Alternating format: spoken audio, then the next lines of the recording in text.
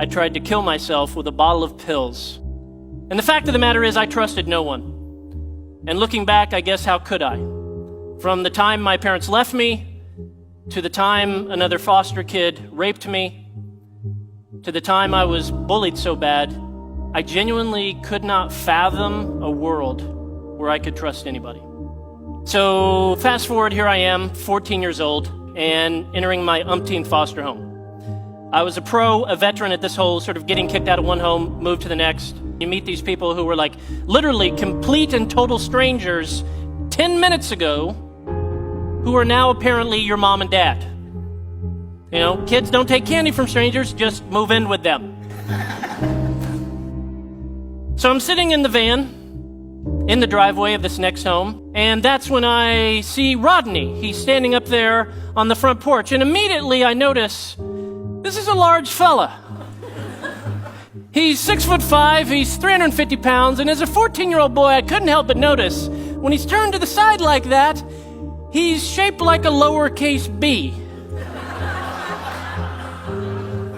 It's amusing now, but in the moment it was tactical. Maybe that's how I could get kicked out of this home. Maybe I could get under his skin about his weight.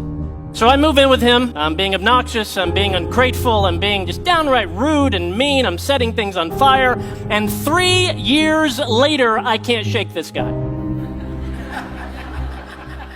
Rodney won't kick me out. So I step up my game. I go to the local bank in town. I open up a checking account. I put about $90 in there. Then I proceed to write $10,000 worth of checks. Obviously, checks bouncing one after the next after the next. One check that bounced was for my car insurance. I'm going down the road speeding, Stillwater, Oklahoma, 88 miles an hour. No car insurance, no driver's license. I get pulled over, handcuffed, thrown in the back of a cop car, and sent to jail. I call Rodney. Like, Rodney, I'm in Stillwater, I'm in jail, I'll tell you the whole thing when you get here. Can you please come bail me out tonight?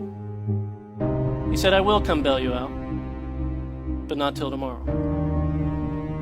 Rodney frustratingly believed sometimes one of the most loving things you could do for a kid was allow them to sit in either the success of their wonderful choice or the stupidity of their foolish choice.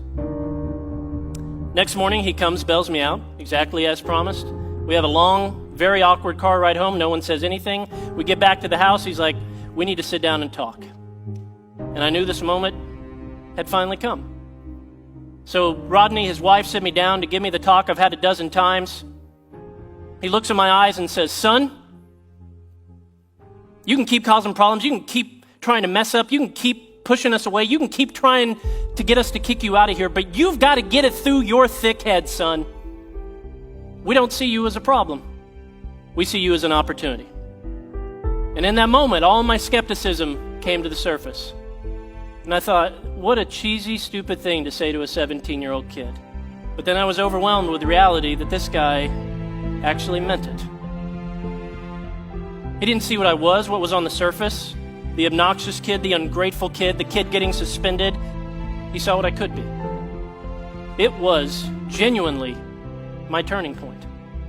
Statistically, I am supposed to be dead, in jail, or homeless. But because of one caring adult. I'm not a statistic. Every kid is one caring adult away from being a success story.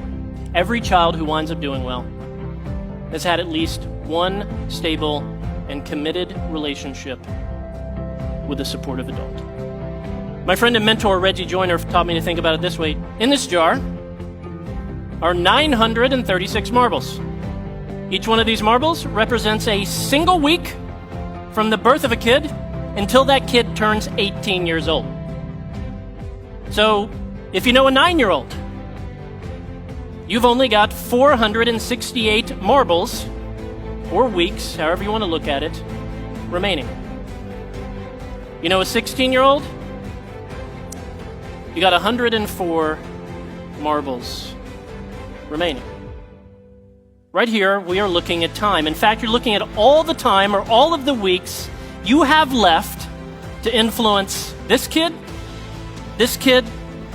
or this kid before they turn 18 and begin making critical life decisions without your presence. The difference between a statistic and a success story is you.